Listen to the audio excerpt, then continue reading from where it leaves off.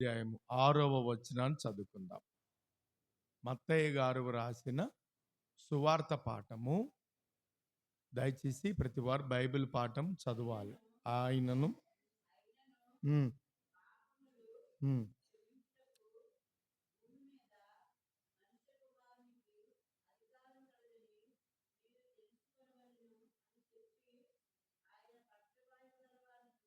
చాలమ్మా.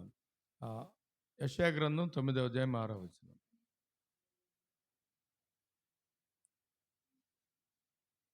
యెషయా గ్రంథం 9వ అధ్యాయము 6వ వచనం. ఏలయనగా మనకు శిశువు పుట్టెను, మనకు కుమారుడు అనుగ్రహింపబడెను, ఆయన భుజము మీద రాజ్యభారముండును. ఆశ్చర్యకరుడు, ఆలోచనకర్త, బలవంతుడుగు దేవుడు, నిత్యుడుగు తండ్రి, సమాధానకర్తయగు అధిపతి అని ఆయనకు పేరు పెట్టబడింది. ప్రేమ కలిగిన దేవా, ఈ దినమున ఈ వాక్య భాగము మీ ఆధీనములో ఉంచి నాతో మీరు మాట్లాడుతున్నందుకు వందనాలు. వాక్యము పరిశుద్ధపరిచి మాతో మాట్లాడమని, నీ కృప నీ తోడు మాతో ఉంచి నడిపించి మీరు మహిమ పొందమని యేసుక్రీస్తు నామంలోనే ప్రార్థన అడుగుతున్నాము తండ్రి, ఆమేన్. దేవునికి స్తోత్రం. హల్లెలూయా. ప్రభునందు ప్రియులారా, మనము మొదట వాక్యమునకు అవకాశం. ఈ దినము మనం చాలా మాట్లాడుకోవాలి కనుక వాక్యం అనేది మనము విందాము. బైబిల్ గ్రంథంలో యేసుక్రీస్తు ప్రభుల వారి యొక్క పుట్టుకను గురించి ఎక్కువగా ఎవరైనా ప్రవచించారు అంటే యెషయా గ్రంథంలో నుండి ఈ ప్రవచనాలు అనేవి ఎక్కువగా మనం చూస్తాము, చదువుకుంటాము. ఆయన కనిపెట్టి ప్రార్థన చేసిన పెద్ద ప్రవక్తలలో మొదటి వాడిగా యెషయా గారిని మనం చూస్తున్నాం. ప్రియమైన దేవుని బిడ్డలారా, మరి ఈ ప్రవచనం అంటే యేసుక్రీస్తు పుట్టుకను గురించి ఇది నెరవేర్చే నాటికి యేసయ్య ఎదిగి పెద్దవాడై ఉన్నాడని, అయితే ఎక్కువగా దేవుడు మన పట్ల అద్భుతమైన కార్యాలను చేసేవాడిగా ఉన్నాడని మీకు జ్ఞాపకం చేస్తాను. ఆయనకు ఆశ్చర్యకరుడు, ఆలోచనకర్త, సమాధానకర్తయగు అధిపతి అని చెప్పుకునే నామములు యేసయ్యకు ఉన్నాయి. ప్రియమైన దేవుని బిడ్డలారా, ఒక చిన్న ఉపమానము ఈరోజు మీ మధ్యన పంచుకోవాలని ఆశ కలిగి ఉన్నాను. లండన్ దేశంలో క్రిస్మస్ అనే ఆరాధన జరుగుతూ ఉంది. విశేషం ఏంటంటే, ఆ లండన్ దేశంలో సహజంగా మనం గమనించాల్సింది, ఇద్దరు వృద్ధ దంపతులు, వారికి బిడ్డలు లేరు. వారు ఉదర పోషణ కొరకై లేస్లను లేక క్రొత్తదైన డిజైన్స్తో ఈ కార్పెట్స్ అనేవి లేక డోర్ కర్టన్స్ అనేవి వారు ప్రిపేర్ చేసి ఇద్దరు అల్లికను చేసేవారు. ప్రిపేర్ చేసిన ఈ లేస్ లేకపోతే ప్రిపేర్ అయిన మెటీరియల్ను ఆ తండ్రి అమ్మడానికి వెళ్ళి మరలా సాయంకాలానికి ఇంటికి వచ్చి కుశల ప్రశ్నలు అడుగుతూ, వయసు మళ్ళిన వారిగా ఉన్నారు కదా, అందుకని ఎక్కువగా పెద్ద అయిన తన భార్య పట్ల శ్రద్ధ చూపుతూ ఉండేవాడు. ఒక దినమున వీరిద్దరూ పడవ ప్రయాణంలో మరి వ్యాపారం చేయడానికని వెళ్ళినప్పుడు ఒక చిన్న పెద్ద అల వలన, అంటే ప్రమాదమే, ఇద్దరూ నదిలో పడిపోయారు. దేవుని కృపను బట్టి వారిద్దరూ బ్రతికారు. బ్రతకడము గొప్ప ఆశ్చర్యమే. కానీ కళ్ళు తెరిచి చూస్తే ఈయనేమో ఆవలి ఒడ్డున ఉన్నాడు, ఈమెమో ఏవలి ఒడ్డున ఉంది. ఎవరో వారికి హెల్ప్ చేశారు. మెలకు వచ్చినప్పుడు వారు చూశారు. చూసుకుంటూ కూర్చున్నప్పుడు ఈయన అనుకుంటున్నాడు, అయ్యో నాకెంతో ఇష్టమై నాతోనే ఉన్న నా భార్య ఏమైందో అని నడవగలిగినంత వరకు నది ఒడ్డున నడుచుకుని పేరు పెట్టి పిలుస్తూ వెళ్ళాడు. ఆమె కూడా అలాగే ఆ నది ఒడ్డున ఎంతోసేపు గమనించింది. తన భర్త తనకు కనిపించలేదు. మొత్తం మీద ఆ ఊరిలోనే ఆమె నివసించడానికి ఒక రెంట్ హౌస్ తీసుకుని మరలా తన చేతి పని చేసి ఇంటిని లేక తనను సంరక్షించుకుని కొంత ఉపాధి ఆవిడ కలిగి ఉన్నారు. అయితే ఆ వీధిలో అరుగు మీద కూర్చుండి నిరాశ, నిస్పృహ, కంటిలో నీటి చుక్క లేని కండ్లు, ముఖమంతా ఎవరినో వెతుకుతున్నట్లు వస్తాడు అనే నిరీక్షణతో కనిపెడుతూ అందరూ పడుకున్న ఆవిడ అరుగు మీద కూర్చుని చూస్తూ ఉండేది. ఇది ఇక్కడ జరుగుతూ ఉంది. విశేషం ఏంటంటే ఆ తల్లిగారు ఉన్న ఊరిలో ఇప్పుడు మనం చెప్పుకున్న తుఫాను దాటికి ఆ చర్చి యొక్క వెనుక భాగం, మన చర్చి అంటే స్క్వేర్ ఉంటుంది. సహజంగా చర్చెస్ అనేవి ఎలా ఉంటాయంటే ఈ బాక్స్ దగ్గర నుంచి అటు కొంత ఇటు కొంత, అంటే క్రాస్ ఆకారంలో ఉంటాయి. పాస్టర్ గారి వెనుక ఒక కబోర్డ్ లాగా ఉంటుంది వృత్తాకారంలో. అక్కడ విలువైన సిలువు కావచ్చు, వాక్యం కావచ్చు, సామాన్యంగా ఎవరు పుల్పిట్ ఎక్కరు, భయపడతారు. అలా ఉంటాయి చర్చెస్. ఇప్పుడు పాస్టర్ గారు వెనుక నేను ఏదైతే చెప్పానో సిలువ ఉన్న భాగం అంతా ఏమైందంటే ఆ గాలి గట్టిగా కొట్టడం వల్ల అక్కడ ఒక హోల్ పడింది, రంధ్రం, ఒక కుమ్మానికి ఉన్నంత. విశేషం ఏంటంటే ఆ చర్చికి కొత్తగా ఒక పాస్టర్ గారు వచ్చారు. క్రిస్మస్ ఆరాధన రేపు లేక ఎల్లుంట 2 రోజులు. ఇప్పుడు పని చేయాలంటే కుదరదు. అందుకని ఏదైనా అక్కడ ఒక క్లాత్ అడ్డుగా ఉంచి ఈ దినము ఆరాధన నడిపితే బాగుండు అనుకుంటున్నాడు. విశేషం ఏంటంటే రోజు ఆ త్రోవను వెళ్ళేటప్పుడు అక్కడ కూర్చున్న ఆ వృద్ధ తల్లిని ఆయన గమనిస్తున్నాడు. కానీ ఈరోజు ఎందుకు ప్రభు ప్రేరేపించి, అవ్వా నేను రోజు నిన్ను చూస్తున్నాను, మీరు ఒంటరిగా కూర్చుంటున్నారు, నేను చర్చి వదిలి వెళ్ళేటప్పుడు రాత్రి 10 అవుతుంది, అప్పుడు ఇక్కడే ఉంటున్నారు, నేను ఎర్లీ అవర్స్ వచ్చినా ఇక్కడే ఉంటున్నారు, ఆఫ్టర్ సెషన్ వచ్చినా ఇక్కడే ఉంటున్నారు, మీ గురించి నాకైతే ఏమీ తెలియదు, కానీ నేను ఈ రోజున మిమ్మల్ని చర్చికి ఆహ్వానించడానికి వచ్చాను. ఈరోజు క్రిస్మస్ పండుగ జరుగుతుంది, మీకు ఇష్టమైతే రండి అని పిలిచిందట. ఈ పాస్టర్ గారు పిలిస్తే ఆవిడ నిరాశగా చూసి, సహజంగా మనకి ఏదైనా కష్టం వస్తే ఏమంటాము, దేవుడు నాకేం చేశాడు ప్రశ్న. ఆవిడ కూడా అంది, లేదు లేదు ప్రభు చెప్తున్నాడు మీరు చర్చికి రండి అని పిలిస్తే సరే వస్తానని మాట ఇచ్చింది. చర్చికి వెళ్ళాడు. ఆరాధన స్టార్ట్ అయింది. క్రిస్మస్ మాస్ అంటే ఏంటమ్మా, ఆరాధన. ఆరాధన జరుగుతుంది, కానీ ఇక్కడ కూర్చుని పాస్టర్ గారు ఆ గుమ్మం వైపే చూస్తున్నాడు. చాలామంది అడిగారు, పాస్టర్ గారు మీరు ఎవరైనా స్పెషల్లీ ఈ దినంకి పిలిచారంటే, అవును పిలిచాను, ఒక తల్లిని పిలిచాను, ఆమె కొరకే చూస్తున్నాను, కంపల్సరీ వస్తుంది అనుకుంటున్నాను అని చెప్తున్నాడు. ఆరాధన నడుపుతా ఉన్నాడు, మాట్లాడుతున్నాడు. సడన్లీ ఇప్పుడు దైవజనుడు గుమ్మం దగ్గరికి వచ్చి నా తల్లిని చూసి ఆశ్చర్యం, మాట్లాడుతున్న వాక్యాన్ని కూడా ఆపేసి గబగబా వెళ్ళి ఆమెను లోపలికి తీసుకొచ్చి కూర్చోబెట్టాడు. ఇప్పుడు అక్కడ యేసుక్రీస్తు యొక్క గొప్పతనాన్ని, ఆయన ఆశ్చర్యకరుడని, మన జీవితాలలో ఆశ్చర్యకార్యాలు చేస్తాడు, నువ్వు నమ్మితే అద్భుతాలను చూస్తావు, దేవుడు నీ కొరకు దాచిన మేలు ఎంతో గొప్పది, ప్రభు ఎందుకు వచ్చాడు, ఆల్రెడీ ఆవిడ క్రిస్టియనే, ఆమె చర్చికి వెళ్ళేదే, కానీ పరిస్థితులు దూరపరిచాయి.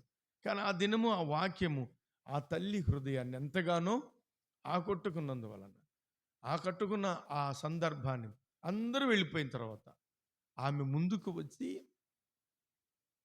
చర్చిలో పాస్టర్ గారు వైపే చూస్తుంటే ఈయన అనుకున్నాడు, అయ్యో నేను చెప్పిన వాక్యం మీ తల్లిని ఏమైనా గాయపరిచిందా, బాధించిందా, నన్నే చూస్తుంది, అంత గుచ్చి గుచ్చి దగ్గరకు వచ్చి చూస్తుంది. పాస్టర్ గారు అక్కడికి ఉండబట్టలేకమ్మా, మీరు ప్రార్థన చేయమంటారంటే మీరు కొంచెం పక్క తప్పుకోండి, పక్కకు జరిగిన తర్వాత నేను మీదకి ఎక్కొచ్చా అన్నాడు. కమ్ ఏమి అన్నాడు.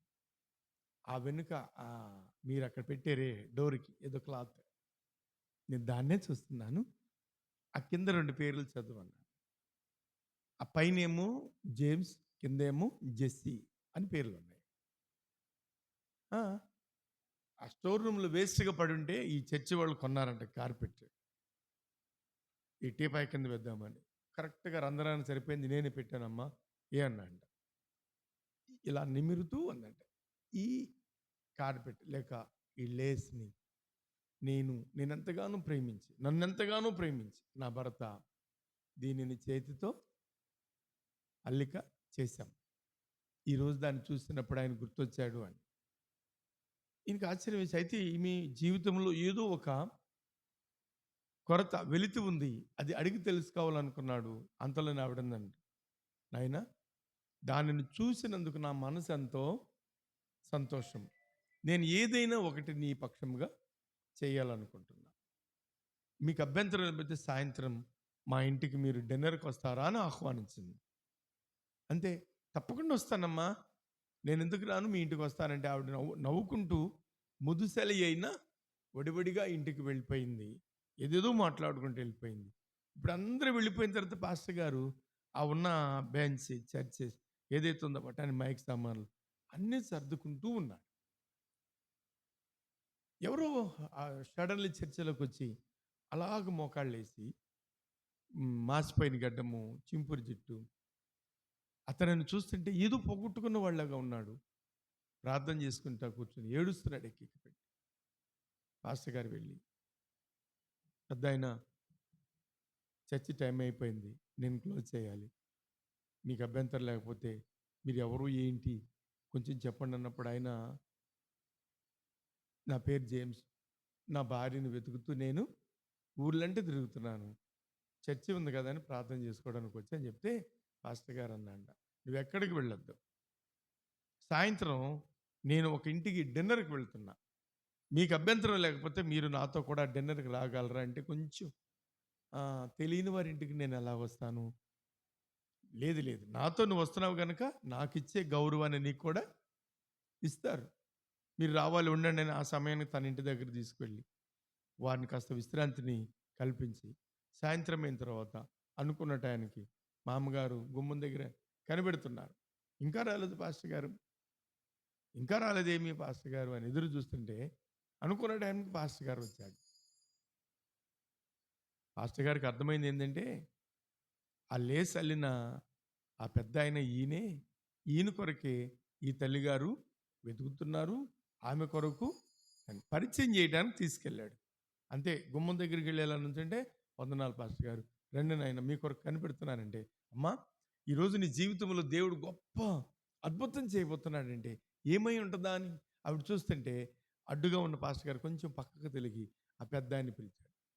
అంతే, సడన్లీ తనకు తెలియని దుఃఖము, ఎక్కడో చూశాను రూపం అనుకోవట్లేదు, తప్పిపోయిన కుమారుడు విషయంలో తండ్రి గుమ్మం దగ్గర నిలబడి లేక కూర్చుండి రోడ్డును గమనిస్తున్నప్పుడు ఎవరో ఒక కొత్త పిచ్చాడు ఊళ్ళోకి వచ్చాడంటే, తన కుమారుడును ఊరు గమనించలేదు కానీ, ప్రజలు గుర్తించలేదు కానీ, ఆ తండ్రి మాత్రం గుర్తించి పరిగెట్టుకుని వెళ్ళి కౌగిలించి, తప్పిపోయిన నా కుమారుడు, చనిపోయాడనుకున్న నా కుమారుడు తిరిగి మరలా నా ఇంటికి వచ్చాడని ఆశ్చర్యపడి ముద్దు పెట్టుకుని కడిగి ప్రశస్త వస్త్రాలను గొప్ప విందుని ఎలాగ ఏర్పాటు చేశాడు.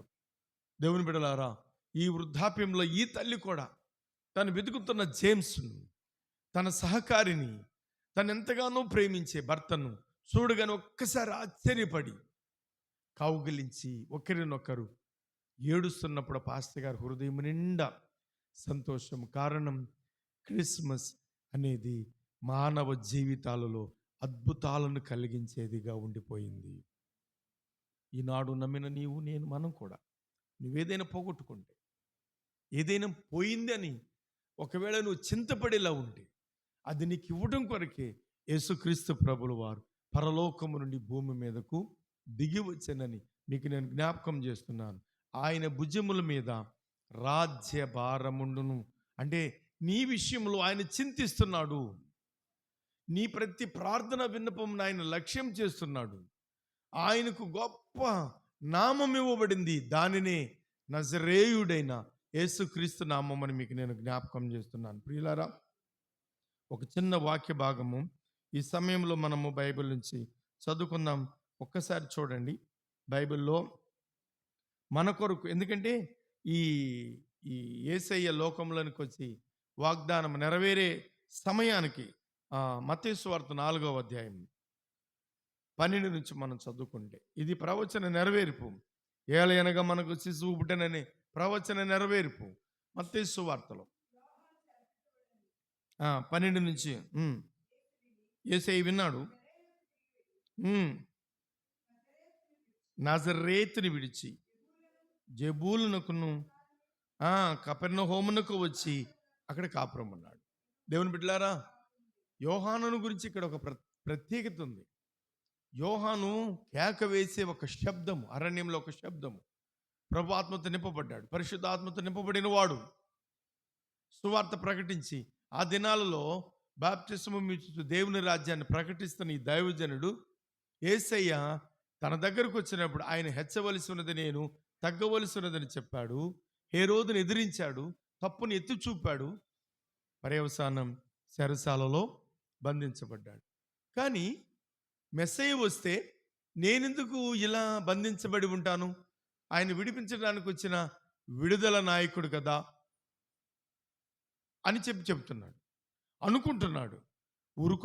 అనుకోవటమే కాదు, వెంటనే తన శిష్యులను యేసయ్య దగ్గరికి పంపాడు. రాబోవాడు నీవేనా, లేక నేను ఇంకెవరి కొరకైనా ఎదురు? అప్పుడు యేసయ్య ఏమన్నారంటే, గుడ్డివారు చూస్తున్నారు, కుంటివారు నడుస్తున్నారు, అద్భుత కార్యాలు జరుగుతున్నాయి అని మాత్రమే వారికి చెప్పండి. అంటే దాని అర్థము ఆయనకు తెలుసు. ఎవరికి? యోహాను. ఎలా అంటే, నేను ఎదురు చూస్తున్నా మెస్సయ్య, నేను కనిపెడుతున్న విడుదల నాయకుడు, ఆయనే ఈయన అని గ్రహిస్తాడు, మీరు వెళ్ళండి అని చెప్పాడు. కానీ యేసుక్రీస్తు ప్రభులు వారు యేసయ్య మనకు ఏం చెప్తున్నారంటే, యోహాను చెరసాల వేయబడ్డాడని విని ఇప్పుడు ఆయన ఎక్కడికి వస్తున్నాడయ్యా అంటే కపెర్నహూము పట్టణానికి వచ్చి కాపురం ఉండి ఇప్పుడు దేవుని రాజ్య సువార్తను చీకటిలో నడిచే జనులు గొప్ప వెలుగును చూడబోతున్నారని. చీకటిలో ఉన్న నఫ్తాలి జెబూలును దేశ ప్రజలు వారు నిందకు అవమానమునకు కృంగిన వారిగా ఉంటే నీకు వెలుగు వచ్చిన యెషయా గ్రంథం 60వ అధ్యాయం 1వ వచనంలో లెమ్ము తేజరిల్లుమని ప్రకటించడానికి ప్రభు ఆత్మ ఆయన మీద ఉన్నది, పేదలకు సువార్తమాన్ని ప్రకటించడానికి. ఇప్పుడు గుడ్డివారు చూడాలి, కుంటివారు నడవాలి, దేవుని రాజ్య సువార్త ప్రకటించబడాలి. చీకు చింత అనే నిరాశ నిస్పృహల మధ్య అణగారిన హృదయాలు దేవుని వాక్య నాగలితో దున్నబడాలి. మీ జీవితాలలో అద్భుతాలు చేయాలని యేసుక్రీస్తు ప్రభులు వారు నిన్ను పిలుస్తున్నాడు. అందుకని ఆయనకి ఏమని పేర్లు బైబిల్లో వ్రాయబడి? ఆశ్చర్యకరుడు, ఆలోచనకర్త, బలవంతుడైన దేవుడు, నిత్యుడుగు తండ్రి, సమాధానకర్త. దేవునికి స్తోత్రం కలుగును గాక. హల్లెలూయా. ఎందుకంటే బైబిల్ చాలా మంది ఉన్నారు, కానీ ఇన్ని నామములు, ఇన్ని ఆశ్చర్యకార్యాలు ఎవరికని ఒక యేసు ప్రభులు వారికి మాత్రమే ఉన్నాయి. ఆయన మన కొరకు వచ్చిన దేవాతి దేవుడు. నీ హృదయాన్ని మార్చడానికి వచ్చాడు, నీ బ్రతుకును మార్చడానికి వచ్చాడు, ఆరిపోయిన నిన్ను వెలిగించడానికి వచ్చాడు. నేను నీకు వెండి బంగారం ఇస్తాడని నేను ఆశ చూపను. రేపు అనే కమగైన్ నీ జీవితంలో నీకు అంటూ ఒక ఆదరణ, ఒక ప్లేస్ అనేది ఉండాలి. ఆల్రెడీ భూమి మీద వేయబడిన పునాది యేసుక్రీస్తు నామమే. ఈ నామమును మీరు కట్టబడతారు. ప్రభులు వారే స్వయంగా చెప్పాడు, నేనుండు స్థలంలో మీరును ఉండులాగున నేను మరలా మీ యొద్దకు వచ్చి మిమ్మల్ని నేనుండు స్థలానికి తీసుకువెళ్తాను. ఇక నీకు ఇంతకు మించి ఏం కావాలి? ఆదరణ. నిన్ను పోషిస్తున్నాడు, అరుచు కాకి పిల్లకి ఆహారం ఇచ్చేవాడు, పర్వతంలో పశువులకు గడ్డిని మొలిపించేవాడు. ప్రియులారా, అంతకంటే ఒక మాట అన్నాడు, ఇవన్నీ మీకు కావాలని నాకు తెలుసు. పండుగ అనగానే ఎన్నెన్నో ఒక్కొక్క తల్లి తనకి లేకపోయినా తన కుటుంబానికి, తన పిల్లలకు, తన భర్తకు ఒక మంచి గిఫ్ట్గా బట్టలు తీయాలనుకుంటుంది తనకున్న చిన్న సంపాదనలోనే. కానీ ఆ చిన్న సంపాదనలోనే వారికి కావలసినవన్నీ దేవుడు వారికి ఇప్పించి వారి ప్రాణములను, హృదయాలను తృప్తిపరిచేవాడిగా ఉంటున్నాడు. కారణం ఆశ్చర్యకరుడని పేరు ఆయనకి ఏముందమ్మా.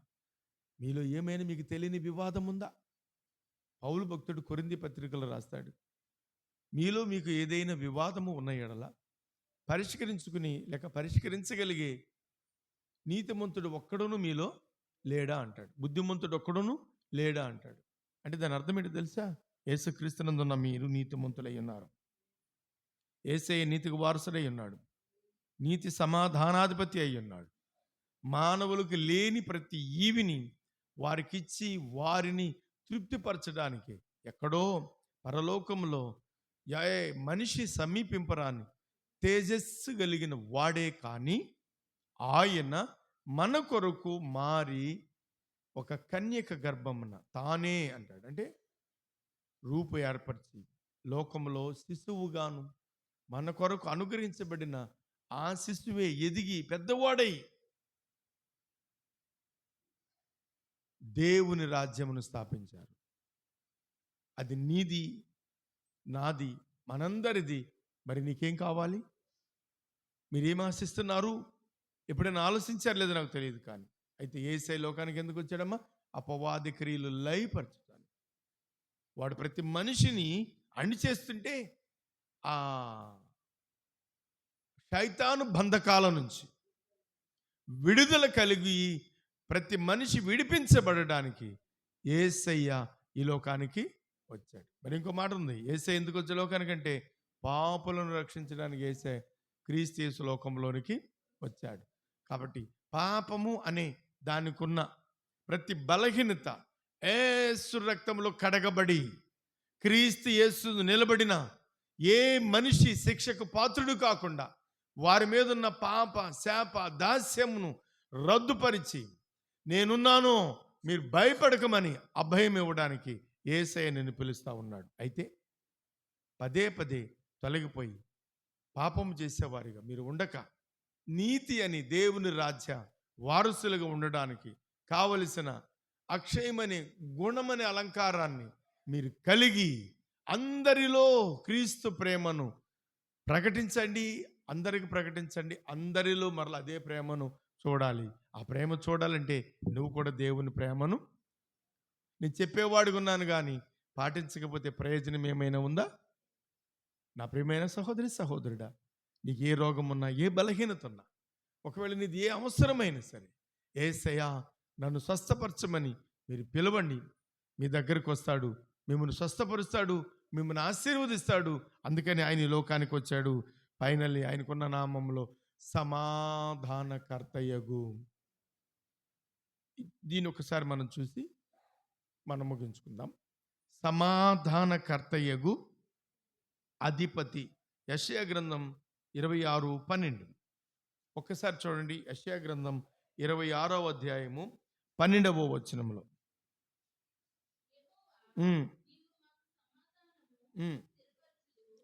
సమాధానముతో స్థిరపరచుదువు, నిజముగా నీవు మా పక్షముగానే ఉండి. దేవునికి స్తోత్రం కలుగును గాక. హల్లెలూయా.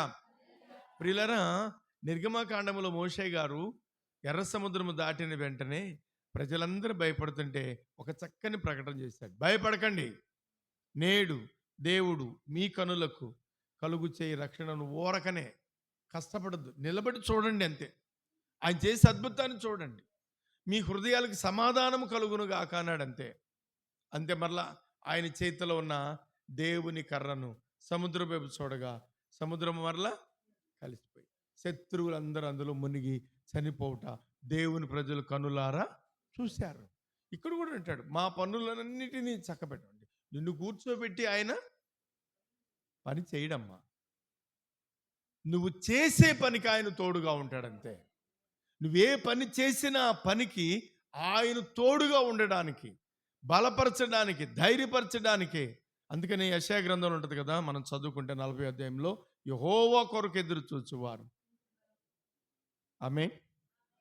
ఆ బలం నీకు ఇవ్వడానికి, ఆ శక్తి నీకు ఇవ్వడానికి, ఆ సమాధానం నీకు ఇవ్వడానికి యేసు ప్రభులు వారి లోకంలోనికి వచ్చాడు. అది కూడా ఎలా వచ్చాడమ్మా?